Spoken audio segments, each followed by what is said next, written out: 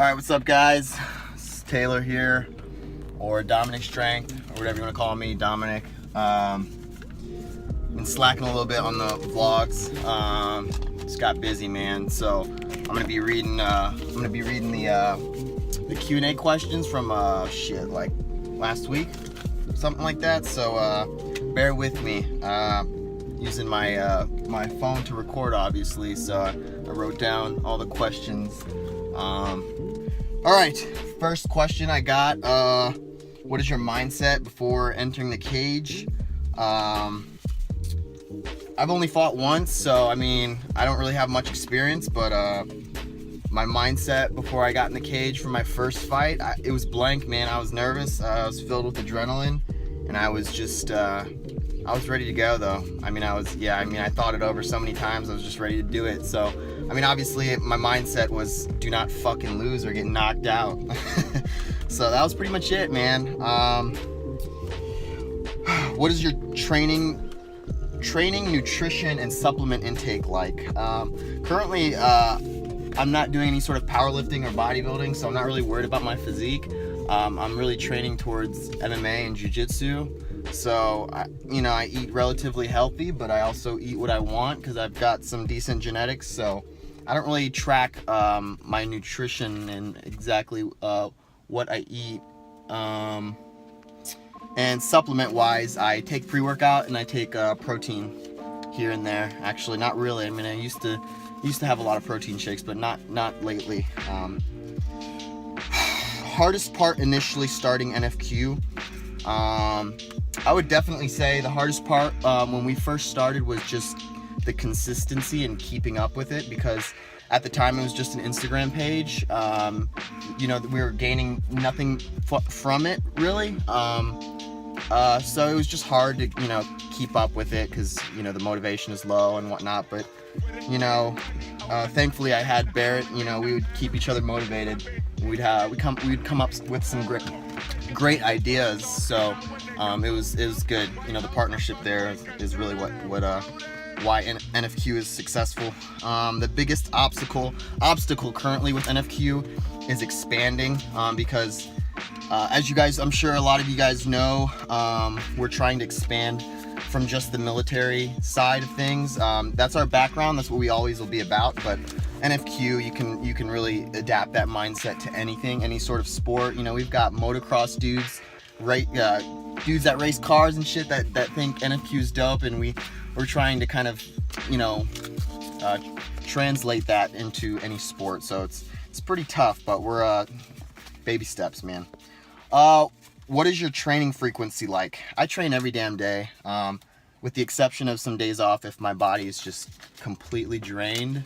I train every day. If I'm not training jiu-jitsu, I'm lifting weights. If I'm not lifting weights, I'm at jiu-jitsu, vice versa, or MMA, boxing, hitting the bag, fucking powerlifting, deadlifting, squatting, all that shit, man. I'm just training every damn day. Favorite and least favorite part about day-to-day activities running NFQ. I hate filming myself, man. It feels so weird. I would say my favorite part about running NFQ day-to-day is just interacting with everyone. We get to talk to so many people from so many different countries day-to-day. And just the impact we have on their lives. That's what really keeps me personally motivated. I'm also very creative. I design everything. I design all of our clothing. I design, I design the website. I like to constantly change things up. We're trying to always innovate, especially with Instagram, because as I'm sure you guys know, I wouldn't say people copy each other, but it's just, you can only take so much inspiration to where you're, doing the same thing as other people, and it is what it is. So I'm always trying to try new things and do things differently, as far as NFQ goes. My least favorite part about running NFQ day to day is the customer service, because it's just me and Barrett, and one other person that's started helping us on the fulfillment side. But I'm always a step behind, man. As far as getting new products to you guys, it takes a lot of time, and it takes a lot of time for me to keep up with it. So I'm always trying to stay a step ahead, but I always seem to be a step behind. And especially customer service, we We try our best to accommodate every single person, but there's thousands and thousands. So, you know, if your order's delayed, we do our best to, you know, keep you up to date. We do miss emails here and there, so, you know, we appreciate everyone that has patience with us. But I see, hopefully even a year from now, us, you know, having our own manpower, hopefully a staff, you know, that can handle these types of situations. So thanks for bearing with us. Was there one moment that led to your success with NFQ? No. There's not one moment that was like instant, oh my god, NFQ. No, it was just the last 2 years of just consistent work, hard work, as far as, you know, just creating what we've created. And I don't think there's any turning point for any company. You know, it's just a consistent hard work. And, you know, would you do anything differently in high school to prepare you for what I'm doing today? No, I hated high school. I hated school in general. I'll never go back. Well, I don't want to say that. I probably won't. I hated school. I was a lazy student. I got terrible grades. I graduated with a 2 point something, man. I just was a terrible student. And I think that it's just who I am. I have no interest in learning anything unless I'm interested in it, genuinely interested in it. So, you know, I don't judge anyone that goes to school or doesn't go to school, or if they're bad student, good student. I don't, you know, I feel like I'm living proof of someone that can create something. Well, I wouldn't say living proof, but I never thought I would be here today doing what I'm doing now. So I'm, you know, and I did terrible in school. So, any particular mentor that you follow, as far as Gary Vee, you know, and all those guys?